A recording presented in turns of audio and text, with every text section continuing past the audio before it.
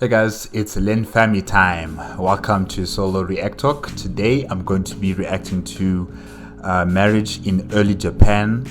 Was it legal to kill your wife? Oh, okay. Linfamy, let's start. Remember, if you want to check out my previous reactions, the playlist card will be at the top.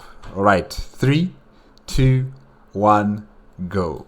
You would think that on the list of rules for a marriage, do not kill your spouse would be on that list. But in Heian period Japan, there's one situation where you could kill your spouse. See if you can guess it right now in the comments. I'll tell you the answer later. Marriages in the Heian period were different from what we're used to. So let's talk marriages, wifely duties, drama between wives, and marriage ghosting. Heian Japan was a polygamous society. To be more specific, they practiced polygyny, which just means each husband could have multiple wives. Sorry ladies, the opposite was not true. Women only had one husband. One thing to note, we're only talking about marriages among the Heian elite in this video. Unfortunately, there's little info on the life of the common folk. So when we mention polygyny, some guys out there may be like, wow, a harem of wives? Good for them, and picture an eyes wide shut kind of scenario. First of all, that may not be as wonderful as you think, but it wasn't true. Like most polygamous societies, the majority of Heian nobles only chose to have one wife, and anything over 3 wives was rare. The exceptions were emperors who just said, hold my beer. A man's first marriage was not for love, but for clan and career. People married at a young age, probably as young as 11. Men had multiple wives, but much like your love for your kids, not all the wives were equal. A man's first wife was his main one, and the other wives had to respect her position. Ooh, yeah, that will create competition and fights, political fights, or not political, but family fights, if I could say that. Yeah. Oof. I wouldn't be able to. Let's just continue. Both families treated this first marriage like choosing a starter Pokemon. They went through long discussions and sleepless nights and had to consider all future ramifications. The Fujiwara clan famously married their daughters into the imperial family, allowing them control over the Heian court for 200 years. The previous video about Heian dating talks about the political factors that went into marriage planning. Check out that video after this one. It'll be on the test. What, you think I'm joking? Do I sound like I'm joking? The first Yes, you do.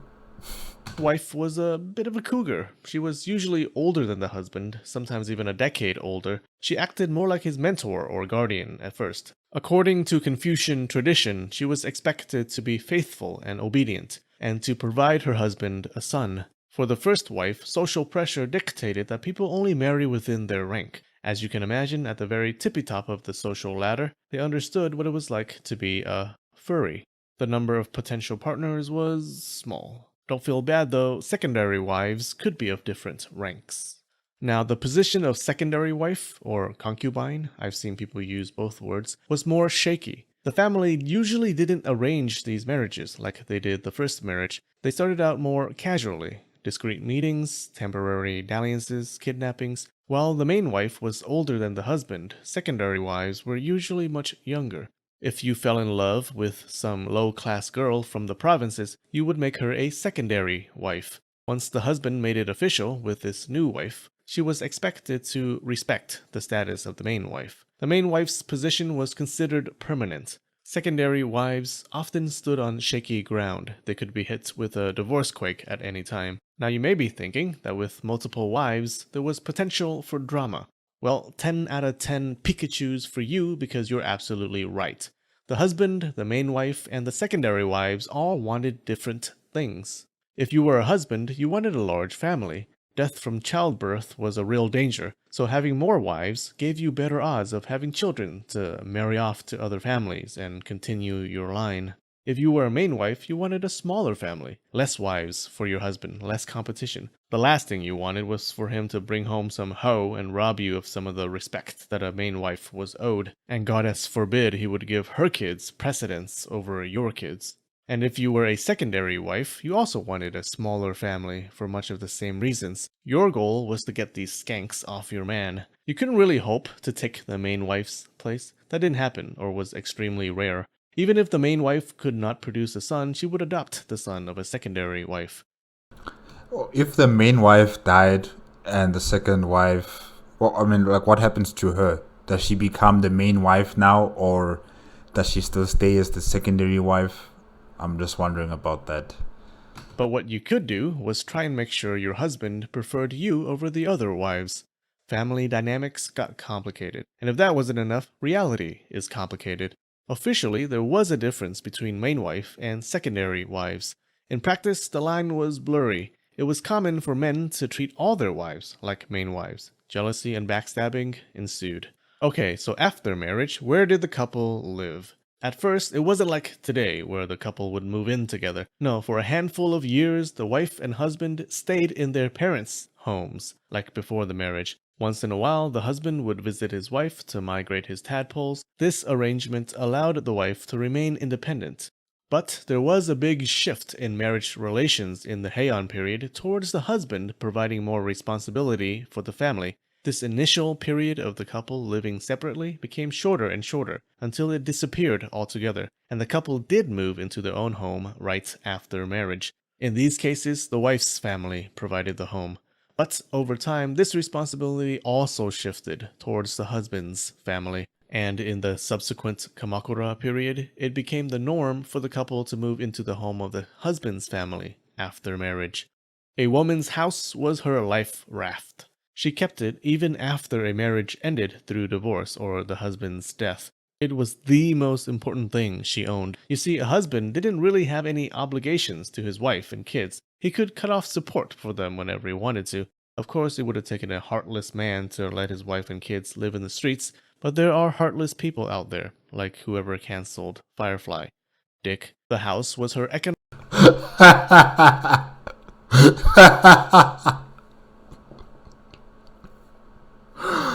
Oh gosh, I didn't expect that. That I did not expect.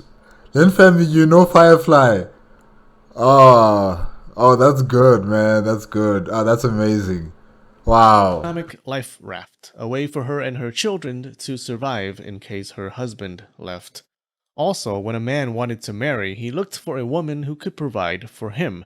Could she house him? Could she pay for his men and horses? Could she clothe him? Clothing was actually one of the most important things a wife's family did for her husband. Heian clothing was extravagant and required expert tailors who charged expert prices. We can assume that as the husband rose in the ranks of the Heian government, he would start to provide support back. There's a story that wonderfully shows us what Heian culture expected of a wife. The story goes, there was a wife who was living with her husband in her parents' home. When her parents died, she lost a huge chunk of income. She told her husband, "While my parents were alive, we were able to manage in one way or another.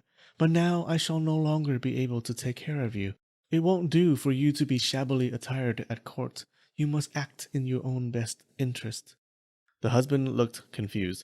She said, "I meant find another sugar mama." The husband said, "Oh," but he refused out of love. However, as his clothing became shabbier and his underwear disintegrated, he finally had to leave the house and find a new wife.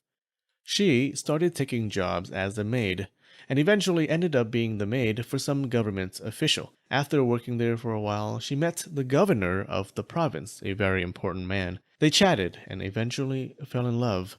The plot twist? The governor was her ex-husband. I assume they didn't notice because they didn't see each other's faces. You'd think it would be a happy ending, but nope, she dies from the shock. Anyways, divorce in the Heian period was basically Just like that? Oh, wow. That's a sad ending and very unexpected. ghosting. It was really easy to do by both men and women. The legal code did have the concept of divorce, but trying to pinpoint the exact date of a divorce could be us applying modern standards to a different time.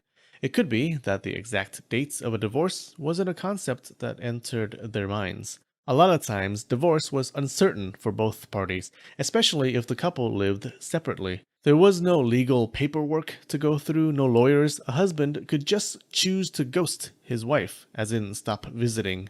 After some time has passed, you could say in hindsight, oh, that was when the divorce happened. But then one day he could choose to come back and resume visiting. So was it a divorce, or were they just on a break? But then, what if the wife or former wife or ex-wife marries someone else. And now here comes the ex-husband saying, hey, I'm back. Back for what? There's nothing here. Hard to tell. Just ask Ross. Now, the wife could choose to remarry, at which point the divorce was certain because a woman could only have one husband. In general, there was no harsh custody battles. Children usually stayed with the mother. Chivalry was pretty much dead in Heian, Japan. Husbands didn't hold the chair or open the door for their wives. There was a high government official who liked to help his wife down from her palanquin, and people were like, oh my goddess, what a wacky dude. Women were safe from bodily harm. It was against the law for a husband to beat his wife, and certainly against the law to kill her, except in one case. It's interesting because the open secret in Heian society was that everyone cheated. In theory, wives were expected to be faithful, but they were not. And everyone knew it. The most frequent type of relationship was not marriage, not premarital dating, but marital affairs.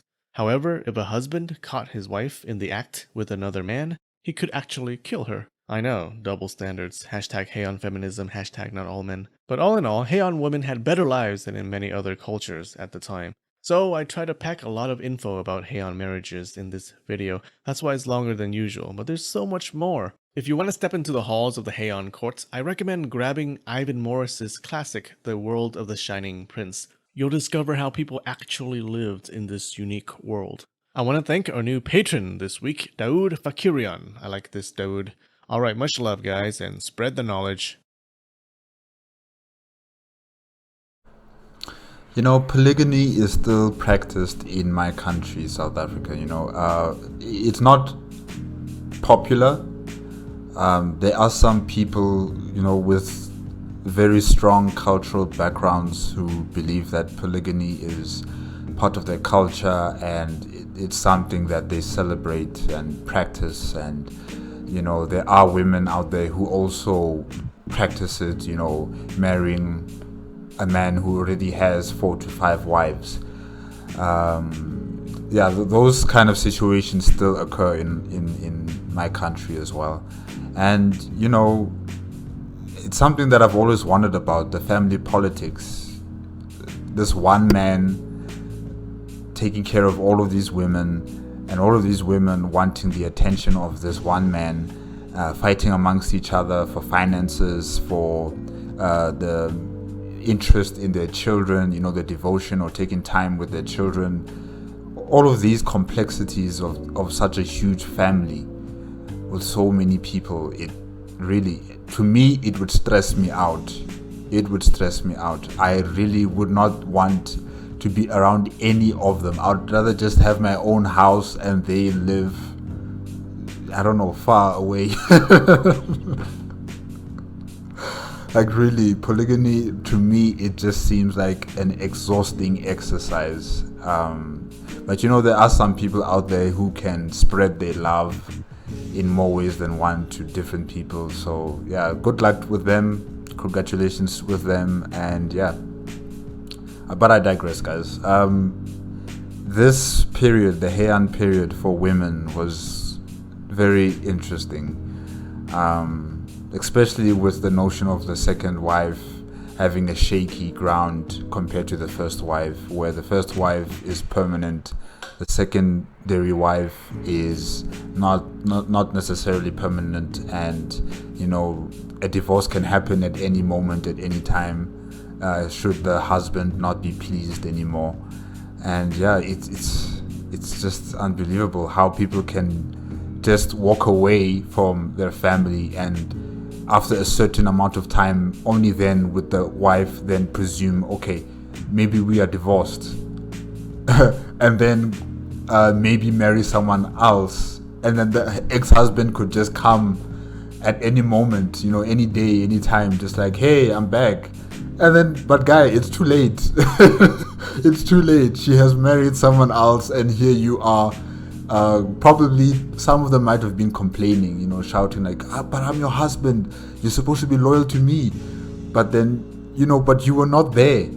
You left to go and do other things instead of taking care of your family. So yeah, it's just so interesting how the highborn the Japanese society dealt with their relationships and marital relationships and extramarital relationships, where some women died if they were caught by their husbands having an affair with another man. So yeah, it's all very interesting, and I just like, really, polygamy, guys. I consider that form of lifestyle or family development as a very archaic system. Really, it's just, I just don't believe it's necessary. But hey, to each his own. If you like the video, please give me a like, comment, and subscribe to my channel. Click on notification bell if you need to be up to date with my latest videos, and I will see you next week, Tuesday. Okay, bye bye.